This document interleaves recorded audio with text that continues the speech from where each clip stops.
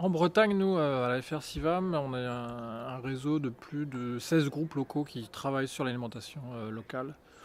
Et on organise tous les 2 ans les assises de la vente directe qui vont se transformer cette année 2018 en assises de la transition alimentaire locale.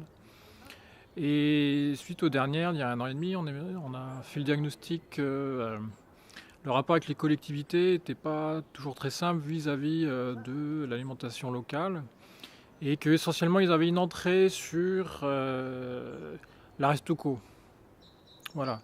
Et c'était une entrée qui occultait tout le reste de tout ce qu'ils pouvaient faire par ailleurs pour ces questions-là, qui touchent le foncier, qui touchent l'installation, donc la vie économique, qui touchent la ressource en eau, en air, etc. Et donc, suite à ça, on a décidé de rassembler beaucoup de forces vives de la société civile et d'écrire un plaidoyer, donc sous le chapeau du regroupement qu'on a appelé l'Alliance alimentaire territoriale, qui regroupe les groupes CIVAM, qui regroupe les consommateurs. Ça, on y tient beaucoup. On pense qu'il faut aujourd'hui de plus en plus s'appuyer sur eux. C'est comme ça que Terre de Liens a réussi à faire beaucoup de choses, faire parler d'eux. On a besoin de la société civile, mais pas forcément des structures déjà en place ou des associations, mais vraiment des consommateurs le plus largement possible.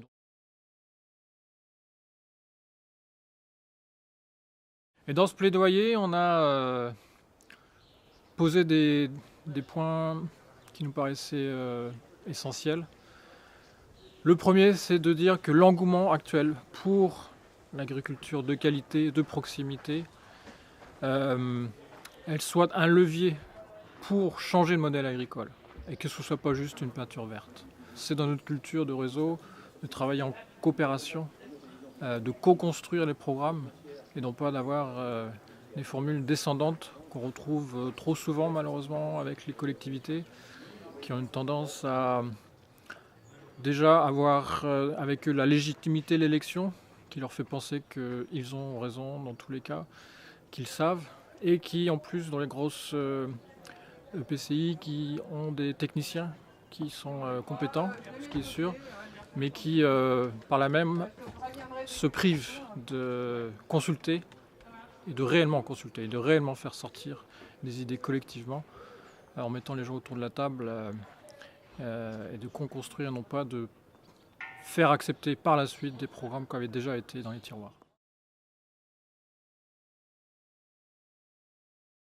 Et puis le troisième élément, c'est d'insister en direction des communes toujours, des collectivités, que si on veut travailler sur l'alimentation, ce n'est pas uniquement par le biais de la cantine et du petit ingrédient local ou bio une fois tous les 15 jours quoi, dans le menu qu'on présente aux parents.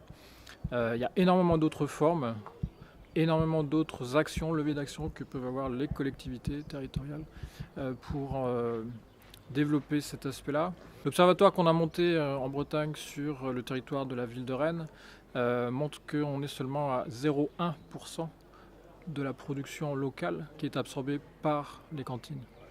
Tout le reste, donc c'est énormément les marchés de plein vent. Les collectivités peuvent s'y mettre, mais pas d'une manière automatique ou plaquée. Évidemment, ça se co-construit ça aussi avec l'environnement local. De la mise à disposition de locaux pour des points de vente collectifs, des points de vente par internet, etc. Ça coûte très peu de choses à une commune et ils peuvent le faire facilement. Le travail sur le foncier pour se réapproprier cette question, pour pouvoir installer des maraîchers par exemple, etc. etc. Voilà les 3 focus qu'on a décidé de mettre en œuvre dans ce plaidoyer. Et maintenant on est dans une phase de diffusion, de consolidation et de diffusion ensuite vers l'ensemble des collectivités.